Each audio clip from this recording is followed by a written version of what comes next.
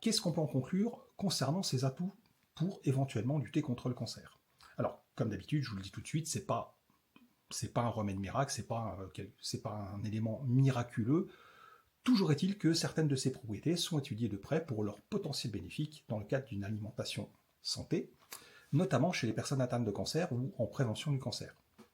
Donc, comme je vous l'ai dit, il est notamment riche en antioxydants, comme les acides phénoliques et les flavonoïdes, et ces substances ont la particularité de protéger nos cellules contre les radicaux libres. Les radicaux libres, c'est des molécules qui peuvent endommager notre ADN et à long terme favoriser certaines maladies, notamment le cancer. Parmi ces composés, il y a notamment la rutine, qui a retenu plus particulièrement l'attention des chercheurs pour ses effets anti-inflammatoires et antioxydants, ce qui en fait un bon candidat dans la prévention de certaines maladies, notamment cardiovasculaires, mais aussi possiblement dans la prévention de certains cancers. Alors, au niveau des études scientifiques, les études scientifiques existent bien puisque j'en ai vu les résumés, mais je n'ai pas trouvé en fait les études, les PDF complets de ces études, donc je ne vois pas trop l'intérêt de vous mettre les sources, vous pourrez les retrouver assez facilement. Donc tout ça pour dire que des recherches ont été menées sur des animaux, elles ont montré que la consommation de protéines extraites du sarrasin pouvait avoir un effet protecteur, notamment avec une baisse de l'apparition de tumeurs du côlon ou encore un ralentissement du développement des tumeurs mammaires, avec des niveaux d'œstrogènes plus bas. Alors, attention, comme d'habitude, ces résultats ne concernent que des tests in vivo sur des animaux, et il n'y a pas encore d'études suffisamment solides menées sur l'humain pour en conclure que le sarrasin est une molécule, entre guillemets, miracle contre le cancer.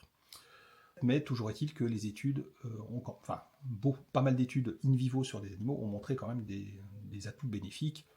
On peut supposer fort logiquement que ce soit le cas aussi sur l'humain. Alors le magnésium, c'est un autre atout du sarrasin, puisqu'en fait, c'est un minéral qui est essentiel, et il y a eu notamment une étude européenne qui a montré que les personnes qui avaient un apport plus élevé en magnésium avaient un risque de mortalité réduit, y compris pour les cancers. Et enfin, je vais faire un petit mot sur l'acide phytique, je vous en ai pas parlé. Donc le sarrasin contient aussi de l'acide phytique, qui est un composé parfois critiqué parce qu'il peut freiner l'absorption de certains minéraux, mais il est aussi étudié pour ses propriétés antioxydantes, notamment contre le cancer du côlon. Donc moi je suis concerné. Alors ces données viennent encore une fois d'études en laboratoire in vitro ou in vivo sur les animaux, donc ça interprète avec prudence, mais voilà, il y a quand même des études qui ont montré que ça pouvait avoir potentiellement un effet bénéfique. Donc globalement, on peut dire que le sarrasin, c'est quand même entre guillemets, un super aliment pour les personnes qui sont concernées par le cancer, et c'est pour cette raison que moi je l'ai intégré dans mon alimentation en remplacement de l'avoine.